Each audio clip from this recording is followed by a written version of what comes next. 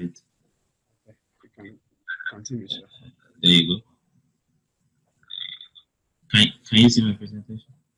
Yes. Hi everyone. My name is Dara Abimbade, and the way I would describe myself is that I'm a hardcore instructional designer. I am a big advocate for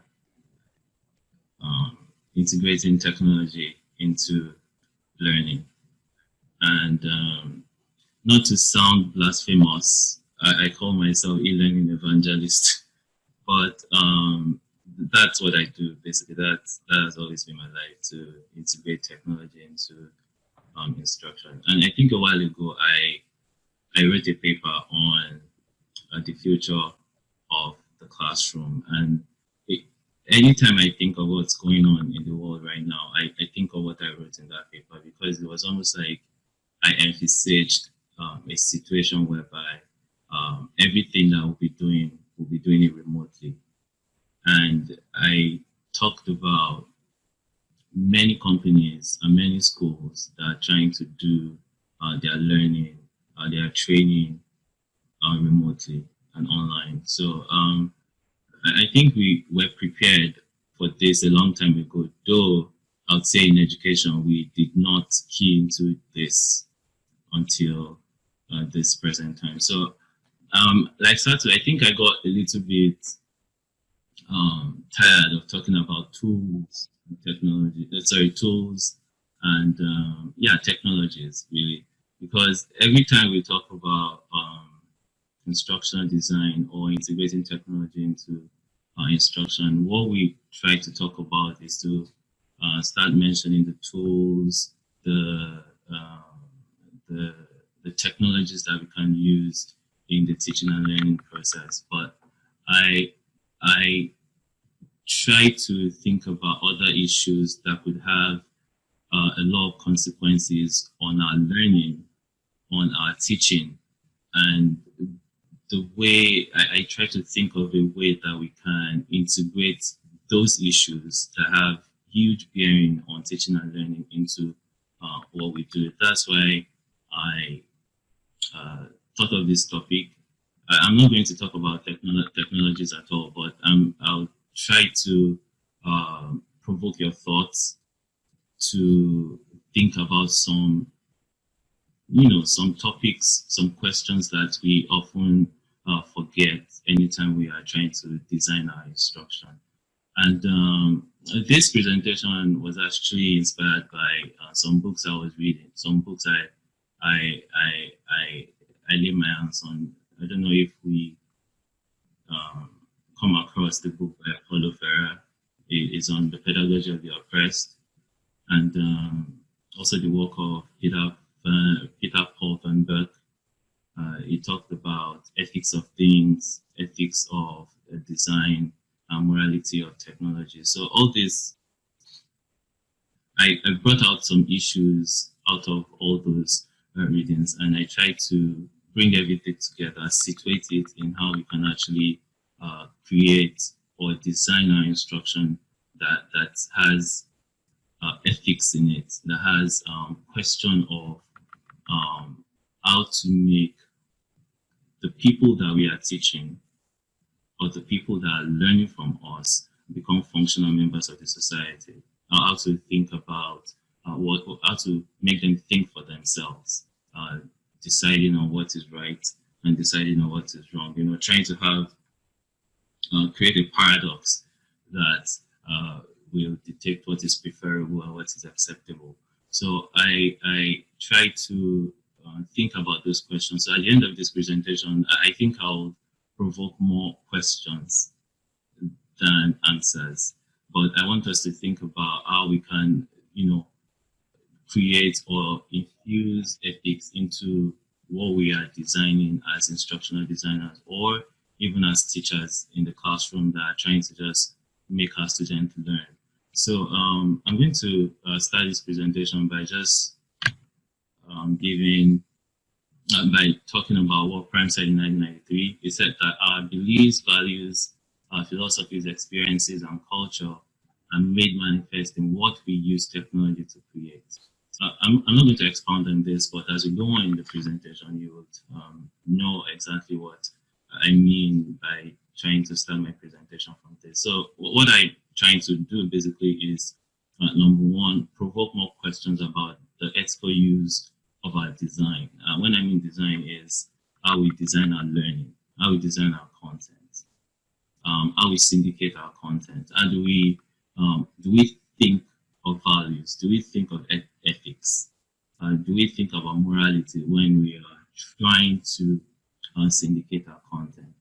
Then I also will try to talk about why ethics matter in instructional design, especially when we are trying to use the internet space to syndicate our content. So how does ethics come in instructional design when it comes to web-based instruction? And also, if time permits, then we'll talk about how we can actually integrate ethics into our design or into our instruction. So, like I said, this work is actually motivated by Peter Paul Dunberg, and he gave this analysis of why ethics matter. So, I'll pick all this as we go on in the presentation to talk about what it means, what it actually means to design our instruction and infusing ethics into it. And you may ask yourself that, okay, why should I do this, right? I mean, that's a very important question that you could want to ask yourself. I mean, when you are designing your instruction, you start to think about the technology that you want to use. You think about, oh, do I want to use the computer? Do I want to use mobile phones? Then that's like the major thing that you want to think about, right? And you, at some point, also try to think about, okay, how do I want to make people access this instruction? How do I want to syndicate my content? How do I want to send my content to people? Do I want to design a platform and put the content on it, right? And you think about all these things, but we don't ask ourselves some very, very salient questions, some questions that we are still going to talk about in this presentation. We don't ask ourselves those very difficult questions that would have bearing on the behavior of the student, the attitude of the student, the value system, the morality of the student, despite the fact that we might consider it subjective and at some point objective. You know, you say that what is important to me is not important to you. So all these things vary as we design our instruction. So we don't tend to ask ourselves these very important questions when we are designing. We just try to focus on, is my content beautiful? The aesthetics part of the content. Or okay, does it appeal? Does it attract the student? Can they stick with this content? You know, is a balance that we use in instructional design called sticky content. Like, can they like focus on this content and just sit with it and not leave it? But yeah, that is good, right? But there's still some other issues that will come out of us designing our instruction that we don't really focus on, that has a lot of bearing on how we relate and interact with people in the society, how we interact with the businesses, how we interact with even the environment in general.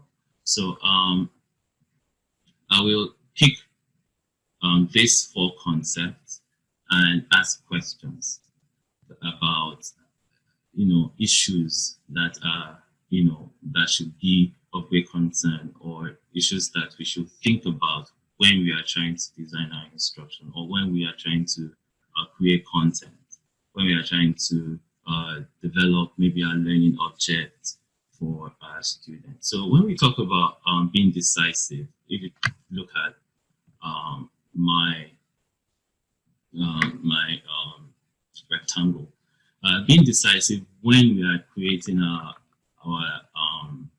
learning for learning experiences for our students, or when we are creating our learning object, we sit back and try to think about, how am I allowing learners to think when I'm creating this content? Does the content I'm creating allow them to think for themselves? Do I allow them to bring in their own views? Do I think about their own views? Do their views matter at all in the content I'm trying to create? I mean, it's often said that when content that we are creating has an emotional bearing on our learners, they tend to stick more with that content. They tend to learn more from that content. So when we are creating our content, we ask this question. These questions will prove to be a very decisive factor when we are creating our content. Like I said, do we bring in the views of our students when we are creating this content? Is my view final? I know that this is something that we don't do lately, because we've been talking about teachers being the guide on the side, not being the sage on the stage, and we say this a lot. But then, do we do it in practice? Is it not that we tell our students that this is what it is and that's it, it's final? So do we think about these things when we are creating our content? Do we give room for skepticism? Do we give room for them to doubt our answers? Do we give room for them to question whatever content we are trying to give to them? Do we give room for them to query? Do we have that in the way that we are syndicating our content? So these are questions that we should think about when we are creating our content. Or do I try to understand the views of my learners? Right? Do I consider what they think about this issue that I'm trying to, and the issue in the content I'm trying to create? And then do I build their own issues, their own views, I mean the learner's views, into the instruction I'm trying to create? So these are some of the questions that we need to ask ourselves as we are trying to design our learning for our learners, as we're trying to design the learning experiences, create our learning object, even for our online learning. Because most of the time when we are trying to create learning objects and learning experiences online, we don't see the student face to face. And then whatever they think at that point in time, depending on the type of the kind of manner or the type of system that we are trying to use to syndicate this content, we don't tend to receive immediate feedback from them, though it's very important for us to have a system where we would have like immediate feedback from them. So if we don't try to build in their views into it, they could just tune off from whatever we are trying to teach them. So I move on from the decisive component of how ethics should look like in what we design to coercive. From the word coercive, it's a concept that we should try as much as possible not to put or infuse into our design, because it's almost what it says is that you're forcing your views. You're trying to press them to accept whatever views that you have as a teacher, and that's not something that we want our learners to do. So that's when you try to ask yourself this question: do I force my views on my learners? It is on no other. Now, what I mean is, okay, my view is final, just like we said earlier. And then, does my instruction or design carry threats, benign or bold? Now, what I mean by this is that there are some times that whatever we are teaching them, in them accepting whatever they are learning, especially when it comes to some very some topics that could have diverse meaning, diverse opinion. Don't we, in a way, tell them that whatever we are saying to them at that point in time is what they should accept, whether we are not saying it, whether we are bold in saying it, or just like saying it in a way that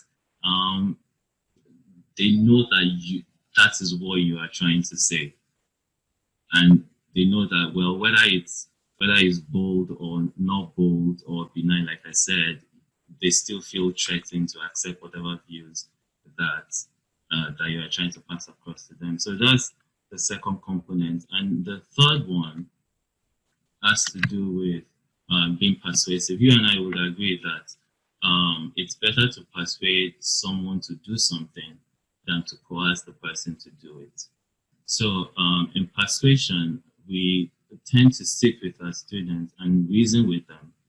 Try to think, because sometimes we don't even get these views from them, but we try to think about what they could feel, what they could, what they could, the way they could reason when it comes to the content that you are trying to present. And then you empathize with them, think of what they could be thinking, and then make them understand their choices and your choices. So that in you creating this content, you allow them to stick with the right choices, whether right choices that they have chosen, which obviously if you've created your content very well, they will make the right choices. And of course, and you also would have explained to them what kind of choices that you are making. That's why sometimes when we are creating evaluation items for our students, we give them a rubric to let them understand that, well, this is the way I'm evaluating you. We are making everything transparent for them to see how exactly they are being evaluated, how exactly they are being assessed, so that when a student is not comfortable or is having issues with whatever score or whatever grade it gets, then he looks at the rubric that you've already given to them and say, oh, okay, you could actually see this yourself, like, I didn't get this correctly, I see that now. And then it would give the whole process a very transparent process. So being persuasive, we allow infusing this into our design would allow your students to, in turn, make right choices. And this seductive part of creating design has to do with, like I mentioned before, how sticky is my instruction. This is a concept that we use to explain the fact that you must create your content in such a way that you won't want to drop it. You won't want to drop whether you're creating a video or a simulation or even a text. You want to be reading that text and you won't want to drop it. So is to create a seductive atmosphere around our content and to let them understand, okay, not really understand, but let them stick with the content and not want to drop it. So it's left for us to decide if we are not trying to trick the student to learning whatever we want them to learn, or we have genuine intentions to make them learn whatever we want to learn. So how do I also decide on the aesthetics of our instruction? So that is also a major component of the seductive aspect of what Van Berg talked about. Then when we try to express ethics in our design, we should think of this 1, 2, 3, 4, 5 things: transparency, consequences, persuasion, mediation, nudge, or guide. I think I've explained transparency a little bit from the questions that I've asked, that you must make sure that you let them see, you make your learners see everything that you want to do, whether from the objectives that you're trying to give them, the objectives that you want them to learn at the end of the day, to the way that you want to evaluate them, even to the way you design the learning objects for them. You should be transparent in such a way that they will see everything that you're doing, and they would also have it at the back of their mind that, oh yes, whatever outcome I get from this will be my own effort, not that the instructor is trying to maybe not say it as it is. So consequences. let them think about, and as you are designing it, and also as your learners are thinking about learning, let them think about the consequences of what you're trying to teach them. And in talking about consequences, it also goes to whatever we have, or what we have interactions with in the society, right? And like recently with what is going on with the COVID-19 situation, like situate, and of course the police brutality and rape cases and all that, try to situate whatever you are trying to teach them in the current realities. Let them see the content or the learning experience based on the current realities that we have. Then persuasion is, like I've explained before, it's better to persuade. It's better to help learners to see why they are doing something than to just lodge your opinion on them. And when we talk about mediation, right, we often talk about technology as a surrogate teacher. The technology will stand in place of a teacher, but the technology won't do the teaching. It is whatever you've designed in the technology to do that the technology will do. So you must make sure that that is what technology is doing, mediating, not taking you as the teacher, or basically taking your place as a teacher, but making the technology to do whatever you want it to do. Then nudging or guiding the learners has to do with it has a little bit it's a little bit close or the same with persuasion in a way, because you are trying to motivate the learners to do something. You are not forcing them to do it, but you are telling them that, okay, this is what is good for them. This is whatever you are trying to teach them is good for them, and they should take it. They should do it. Especially in the online space, that you have different and diverse information. You have a lot of things that people are looking at. You don't have the monopoly of knowledge on the internet space. You tell the student something. They could go online and look for themselves and even get the wrong information online. So what do you do to make sure that they have the right information, they make the right choices, even from the diverse information, the diverse technology?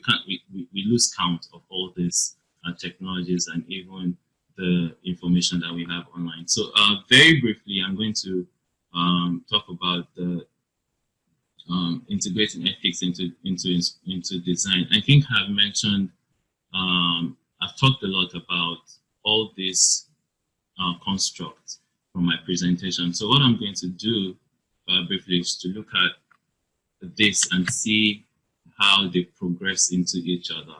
So like I said, persuasion leads to transparency. Because you want your learners to understand the reason why you are doing something, it will make you to be transparent. So as you're designing your lesson, as you're designing your learning online or even offline, make sure that you are trying to persuade your students. You are trying to be transparent to them about everything that you want to do. So this is the way that you could present being transparent about whatever you want to teach them.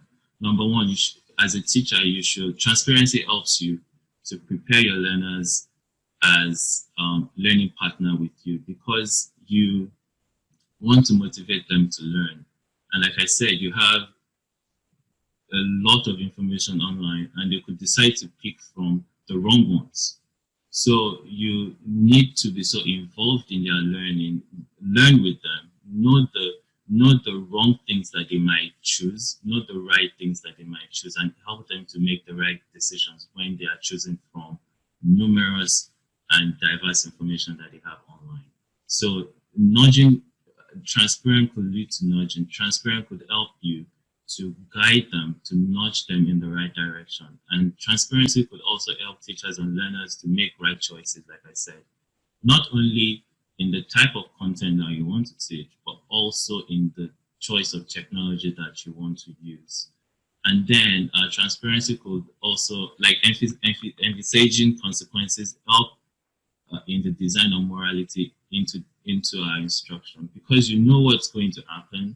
You're trying to think of what's going to happen if you teach the student this way, using curse words, or trying to